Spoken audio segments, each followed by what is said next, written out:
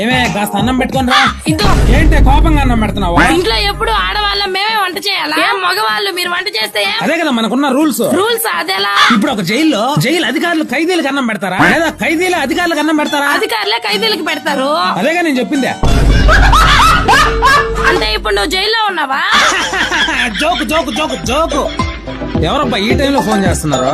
Hello, Lakshmi వాళ్ళ అన్న మాట్లాడుతున్నది. నేనే మాట్లాడుతున్నా. ఎవరు మీరు? వెంటనే వస్తున్నా. ఏమైందండి? చెల్లికి సడన్ గా యాక్సిడెంట్ అయిందంటే నేను వెళ్ళి చేస్తాను. వాళ్ళకి బలమైన గాయం తగలడం వల్ల వెంటనే ఆపరేషన్ చేయాల్సి వస్తుందండి. కానీ ఆపరేషన్ కి లక్షల్లో ఖర్చు అవుతుంది. మీకు పర్లేదు అనుకుంటే పర్లేదు డాక్టర్, నేను చెల్లికి హెల్త్ ఇన్సూరెన్స్ చేయించున్నాను, మీరు వెంటనే ఆపరేషన్ స్టార్ట్ చేసేయండి. ఫ్రెండ్స్ దయచేసి నేను చెప్పేది వినండి. ఇలాంటి ఎమర్జెన్సీ సిచ్యువేషన్ మన ఫ్యామిలీలో ఎవరికైనా ఎప్పుడైనా రావచ్చు. ఫ్రెండ్స్ మనలాంటి మిడిల్ క్లాస్ వల్ల ఎప్పటి నుంచో తినుకో ఒక్కొక్క రూపాయి సేవ్ చేసుకుని ఎత్తి పెట్టుకుంటాం కదా. ఇలాంటి ఒక్క ఎమర్జెన్సీ ఏర్పడినప్పుడు అలా మనం సేవ్ చేసుకున్న ప్రతి ఒక్క రూపాయి కూడా ఖర్చు అయిపోతుంది. దాంతో పాటు లక్షల్లో అప్పులు అయిపోతాం మనం. కాబట్టి మీరు కూడా అలాగా ఒక హెల్త్ ఇన్సూరెన్స్ అయితే ఖచ్చితంగా చేయించుకోండి. మీరు ఆ ఇన్సూరెన్స్ ని ఎక్కడైనా తీసుకోండి.